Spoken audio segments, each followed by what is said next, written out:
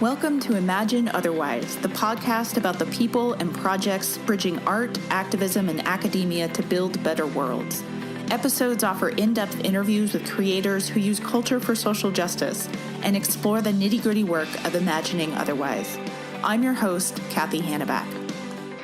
This episode is brought to you by our new publication, Book Marketing for Academics, which teaches interdisciplinary authors how to identify and engage your book's audience, harness your unique skills and expertise, and help people use your book to make a change in the world. You can get your copy at ideasonfire.net. This is episode 30, and my guest today is Vince Schleitwiler. A fourth-generation Japanese American, Vince grew up in Chicago's Roger Park neighborhood and received the greater part of his education from student of color organizers at Oberlin College and the University of Washington. He's worked in journalism, independent film, and arts consulting, and has taught at Williams College and at the University of Southern California before returning to UW, where he's currently an acting assistant professor in the Department of American Ethnic Studies. His first book, called Strange Fruit of the Black Pacific, Imperialism's Racial Justice and Its Fugitives, was published by NYU Press. That book explores the intersecting migrations of Japanese Americans, Filipinos, and African Americans across U.S. imperial domains from the 1890s to the 1940s. His writing has appeared in African American Review, Amerasia Journal, Comparative Literature, and The Village Voice. As a scholar in residence for the Center for Art and Thought, which we talk about in our interview, he published a series of serial essays for the blog City of Refuge, as well as published Break, Burn, Hoard for an Atlas of Lost Afro-Asian Worlds, a dialogue with the writer Tomiko Nomura. In our interview, Vince and I talk about liberatory coalitions between Black and Asian communities, how public humanities have shifted in the context of neoliberalism and the neoliberal university, as well as how contemporary activists draw inspiration from what he calls the geography of the lost Afro-Asian century to imagine and create a different world. Thanks for being with us, Vince. Thank you. It's wonderful to be here. So you're the author of a brand new book called Strange Fruit of the Black Pacific, which was just published by NYU Press. What's that book about? The book is an attempt to take seriously the ways that the language of anti-racist movements was pressed into service as justification for imperialism. So the book comes out of a time that looks kind of quaint now, right? The Bush-Cheney years. And the resurgence of imperialism then, an imperialism that was unabashedly aggressive, unapologetically violent, but that justified itself in terms of multiculturalism, right, in the language of diversity. And so this was something that I really thought a lot about. You know, for a lot of folks on the anti-racist left, the language of multiculturalism was always a little bit suspicious. It was always, I think, seen as a kind of come down from the language of Third World Revolution that it replaced. But this was still a real cause of concern, right? And people were wondering, is this a matter of bad faith on the part of people who advocated for multiculturalism? Is it a failure of the intellect? Is it a failure of the will? And what I came to understand really is that it's something more structural, that the language of imperial justification and the language of anti-racist and anti-imperialist solidarity is always commonly contested terrain, and that the kind of dilemmas that you see in the use of anti-racist language to justify imperialism goes back as far back as you want to look. But also the dynamic of this kind of struggle between the struggle over the language of racial justice is a dynamic that motors what you might call the Afro-Asian century. So the book itself is actually turns to an earlier period. It turns to the first half of the 20th century. It's a study of the interrelated migrations of Black and Asian people across the domains of U.S. empire. It's a work of literary and cultural studies, so it looks at novels, it looks at plays, it looks at poetry, music, and movies, and journalism, and private letters.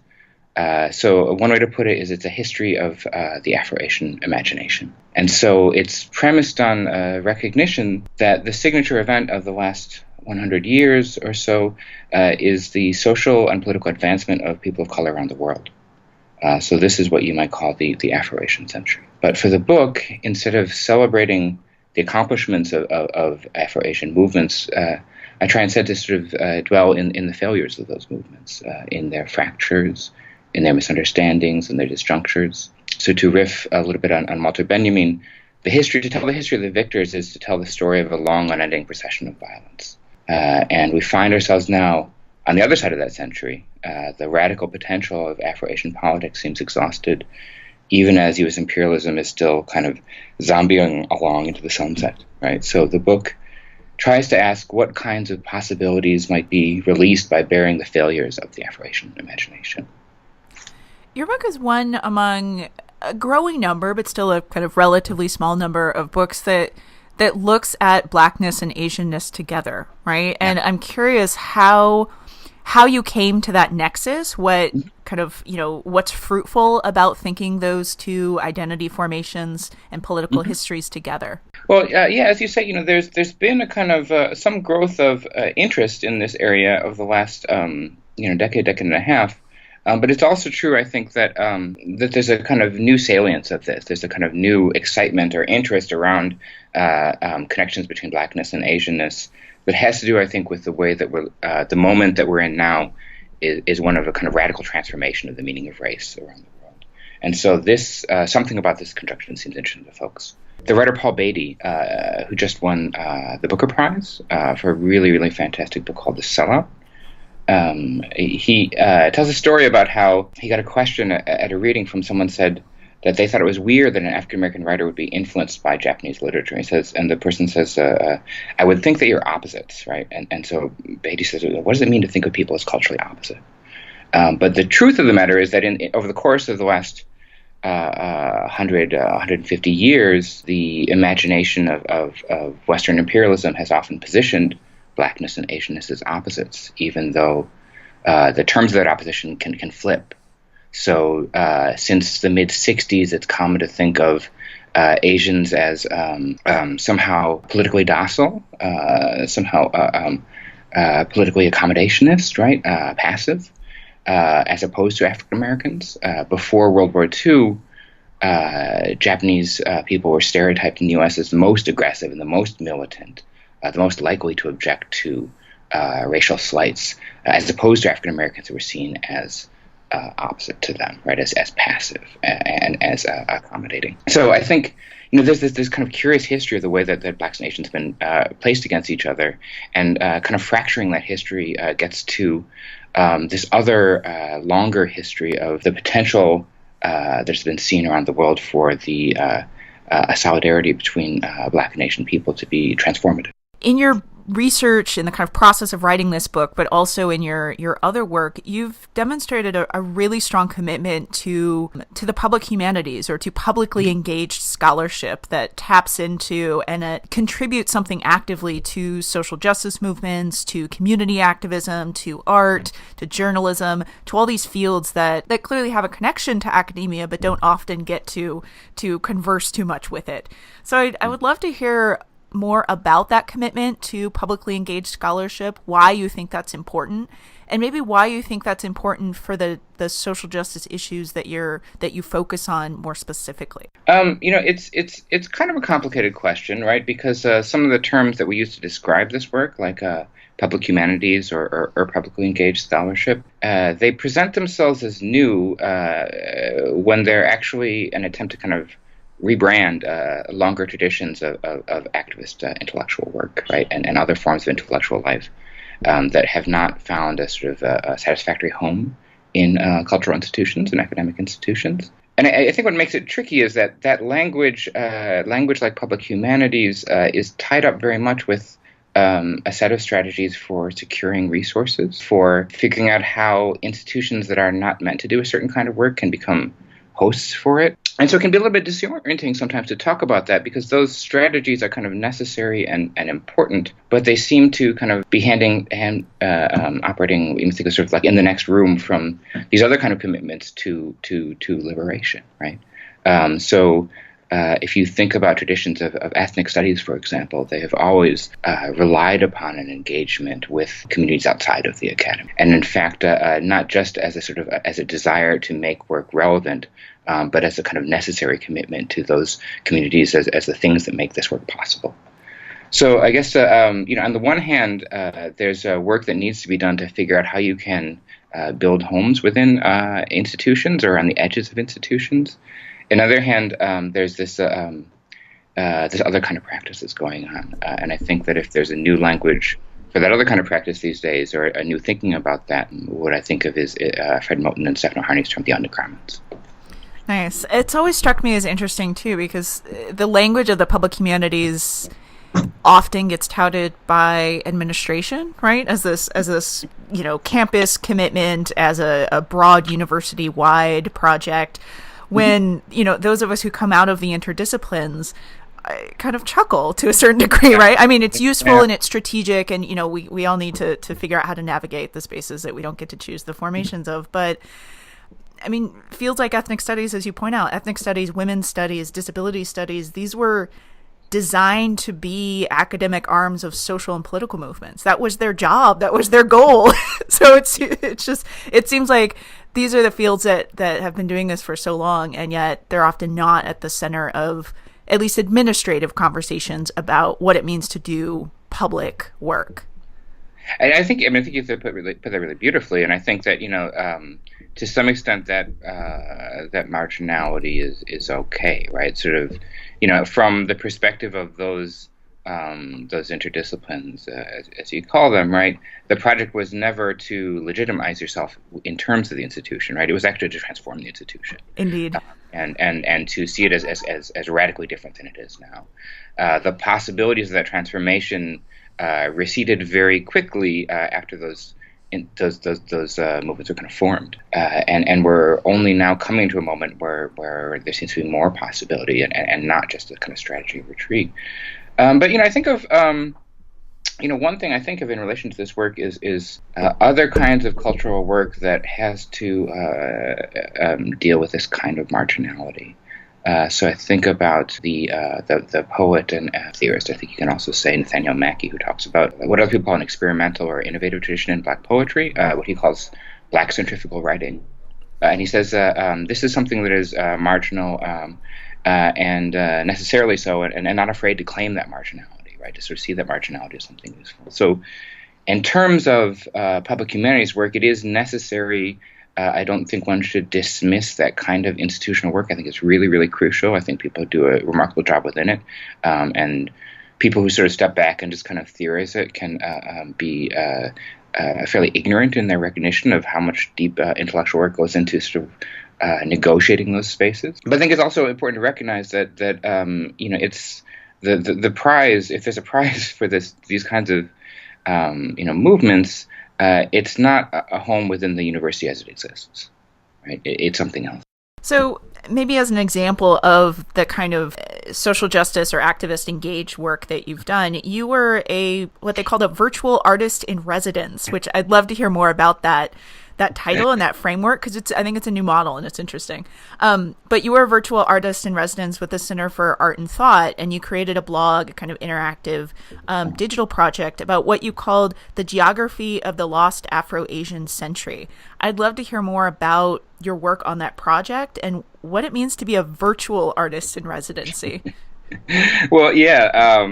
Let me take a step back and say, first of all, the Center for Art and Thought is this really fantastic organization. It's web-based, but it has all kinds of manifestations in the world, and it is centered on the perspective of the Filipino diaspora. It is interested, but it sees that perspective as something that is global and universal in its reach. So to see itself as a Filipino diasporic arts organization means that it can talk about anything. It is an effort really to put into conversation the work of practicing artists and scholars and critics and anybody who's interested. And so they have had an artist in residence a residency established for a while, and they had some really really fantastic and really exceptional poets who happen also to be scholars, Kim Lydio and Renata Wilson. And my position there, which we sort of were kind of making up on the fly, was officially a scholar in residence, actually. Although they put me on the blog and they didn't change the name of the blog from artist in residence to scholar in residence. So I was happy to let myself be called an artist for a while. But so the project was really to take a lot of the concerns that had come up in writing my book and in thinking about the next project. And just to try to think of them in new and innovative ways, in more experimental ways, in more public ways, but also more personal ways. So when I did it, to be entirely honest, I didn't think there was an audience, right? I thought, well, this is a really interesting project, and it's really beautiful, but I can't imagine who reads this stuff.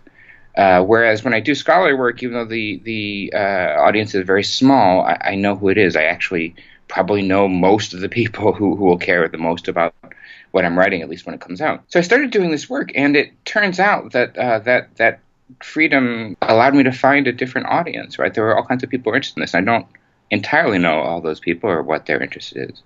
But it turned the language of the work into something that was, on one hand, more literary, more experimental, not necessarily easier, in some ways more challenging, but more open, I think, to readers, and also something more personal, right? So I thought I was going to be writing primarily about connections between African Americans and Filipinos in the U.S. empire in the 20th century, and I found myself writing about police violence in Chicago, where I'm from. I found myself writing about family history, the history of my grandfather and how he got to Chicago.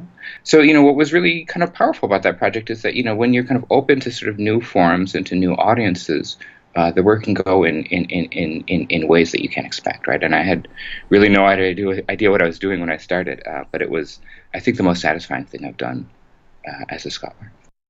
I'd love to hear about your next book project that you mentioned briefly. Well, the next book project is still, very much an act of the imagination, right? But it comes out of the same kind of archival research that I'd done earlier. So, in looking at the history of Afro-Asian relations in the first half of the 20th century, there's so much more that can be said. But the trajectory of that is, I think, really interesting. So from the African American side, one of the aspects of an interest in Asia and the Pacific is that it is a kind of speculative or fantasy site, right? A place where you might find emerging a global challenger to white world supremacy. And that is most often imagined in terms of Imperial Japan in the first half of the 20th century, but it shifts later. The other side of it, of course, is that this is a site that gets accessed through the pathways of U.S. imperialism, right? So African Americans go to the Philippines, they go to Hawaii, they go later all across Asia as soldiers, as colonial officials, as educators in the service of imperialism, and sort of working out what it means to be in the service of a racial project that you recognize as white supremacist, but there's also giving you new opportunities. And ultimately, these two strains kind of come into sort of tension, right? So, can you keep thinking of Asia as this sort of this space where this new political force might emerge? And so I think of this project as sort of dealing with the kind of really difficult dilemma between, on the one hand, thinking of racism, thinking of white supremacy as something that is permanent, right? That you can't imagine a United States, you can't imagine a society, you can't imagine a world that hasn't been sort of fundamentally shaped by white supremacy. And on the other hand, the recognition that that white imperialism is mortal, right? That we're in the age of the last of the great white empires, and something else is coming.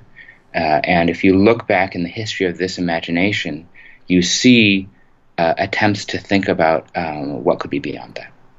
There's all kinds of really fascinating stuff there about sort of kind of early Afrofuturism, but also the sort of speculative imagination of in the early part of the 20th century, you had African American writers sort of writing this speculative fiction about race war with Japan that becomes incredibly prescient about what the meaning of World War II would be for Afro-Asian liberation. Right? You have this sort of vision of that comes out of the Nation of Islam, of a mothership, right? This sort of giant ship that is being built in Japan, and this sort of giant kind of war machine that has direct antecedents in books that are written by Japanese military officials in the 1920s. So it's just a kind of fascinating, and obviously it's difficult. It's not necessarily an obvious place of liberation. There's a lot that's wrong with a lot of these fantasies, but I think that it might point towards a way of thinking about. I guess the way to put it is, race is a technology of conquest that has been repurposed as a technology of liberation, right? And to try to think about what the future of that technology is. What you're saying reminds me a lot of David Kazanjian's new book, The Brink of Freedom. And it seems like there's a lot of, or at least an excitingly increasing number of books that are doing comparative work like that, but not in a traditional way that comparative studies or comparative literature has done. Kind of looking at different spaces, like distinct geographically and politically spaces that are nonetheless linked, but not necessarily in obvious ways. I mean, there are obviously colonial and imperial links that connect the spaces that you're talking about and the spaces that David is talking about, because he's looking at Liberia and Yucatan. But there's also kind of philosophical links, or he's talking about speculative links, ways of imagining some other future, some other present that either is already here or that some people can already experience now, and increasing that. So it's an interesting pattern, and I think we're going to see more of it, which is great, because I think that's a really exciting scholarship. Yeah, absolutely. I wrote a little bit about this for a forum in comparative literature that Keith Feldman put together on blackness and relationality, right? So there's thinking about, on the one hand, you have all these new forms of comparison that often articulate themselves as a rejection of the term comparison in favor of something else like relationality. And on the other hand, you have this sort of tendency to think that to sort of specify what anti-blackness is, you have to step away from forms of comparison that we're familiar with, right? And so multiculturalism is sort of a dominant language of comparison. But I think what people are recognizing is, the way that I put it is comparison is something that any imperialism tries to monopolize the terms of comparison. Under the heyday of multiculturalism, it seemed as if the only way to think about histories comparatively was to make them culminate in the sort of triumph of U.S. nationalism, right? The triumph of American diversity. And in fact, there are all these other sites of comparison, these other ways of comparison that have had to be repressed. That sounds fantastic. Do you have any advice maybe for listeners who are interested in those kind of collaborations, or those kind of, different mediums that they can get their work out in? I think I'd be just as interested in getting advice from those people. Because I think that, it's kind of an underimagined world. Again, the language that we have to talk about this is language that really is kind of pointed towards institutions, right? How can we make the institutions of culture better at taking this supposed oversupply of PhDs and turn them into something interesting, right? And give them an income. And that's necessary work. But I think that if you enter into this space, if you enter into what some people call the undercommons, right, without an expectation that there's an institution that will give you a home, you can find really fascinating forms of solidarity. And for me, I called the blog for Center for Art and Thought City of Refuge, because it was this incredible space of refuge for me, and it was a space of refuge that is not a space of security, right? It's not a space of stability, but it was a place of real solidarity. Generally speaking, for folks who are kind of going down this line, I think it's important to recognize that, on the one hand, you shouldn't mistake your hustle for liberation, right? You might be successful in ways that might create their own problems and their own difficulties for you. You might find certain kind of success that comes at the cost of other things that you care about. But on the other hand, you shouldn't think that the ways that you pursue your livelihood are outside of your political praxis, right? And I think that's actually equally true, if not more so true, for people who have more conventional homes in institutions of culture, right? The idea that on the one hand, there's this sort of politics you do, which is about making these kind of broad declarations of things outside of yourself. On the other hand, there's the way that you interact with the world as as a teacher, as somebody in administrative committees, right, or as somebody who is applying for certain kinds of grants or whatever it is you're doing, right. That's also part of your political life, and that might be the greater part of your political life. I think that's a fantastic model, and certainly one that lets people weave together the various things that they care about, right? While also conceding that we unfortunately live under the terms of capitalism and have to pay rent and eat food and these things that cost money, sure, yeah. even as we wish that they were structured in a different manner. Yeah, so this is the world we struggle with, right? But there is already this other world behind it, right? That we can sometimes glimpse and sometimes have a part of, and sometimes realize we've been living in the whole time. That sort of kind of fully realizing the sort of liberatory imagination that we have is not possible through a kind of single act of will, but it's also already been there, right? And it's already the thing that we rely on. It's already the thing that sustains us. So I think this actually is a nice transition into the final question that I wanted to talk to you about. My favorite question that I could get to talk with guests about, which is that vision of a better world that they're working towards whenever they make whatever it is that they make in the universe. And so I'll ask you, what's the world that you are working towards? What's the world that you want? I guess a couple ways of thinking about that. One is to everybody wants to quote Fred Moulton these days, but he's such a beautiful thinker, right? It's warranted. In one of his interviews, he says something like, if I remember correctly, I believe in this world and want to be in it. I want to be in it all the way to the end of it and to see what's there, right? And I think that it's important to think of that engagement with sort of the world of your imagination in that way, right? That it comes through this world and on the other side of this world, and in fact, that in some ways it's already there. But I guess the other way to put it is a common way that people talk about the radical power of the imagination is to say that you need to dream something before you can do it. And I appreciate that statement and what people are trying to get at when they make that statement. But I think it's more than that, right? That you want your imagination to take you a place beyond itself, right? To take you a place that you would not think you could have imagined, right? That you could not really sort of see properly until you get there. A place where so much of what you think that you can anticipate ahead of time has to be given up, right? And that in very kind of practical terms for somebody who is doing this very small kind of scholarly work, right? You can think of it, or I think of it as, if this book I write has any kind of real value or significance, people see beyond it. People see in ways that make its vision look small and limited, and I'm more interested in that, right? And in the broader sense, again, the desire to imagine new worlds or other worlds is a desire to open yourself to something that is beyond your imagination. Thank you so much for being with us and talking with us about your book and what it means to imagine otherwise. Thanks, I really appreciate it. This is a wonderful podcast. I'm so glad to be here. Thanks for listening to another episode of Imagine Otherwise. Check out our website at ideasonfire.net to listen to full episodes, read show notes, and see links to the people, books, and projects discussed on the show. While you're there, be sure to sign up for our newsletter to find out when new episodes are released and to get tips to help you rock your interdisciplinary career.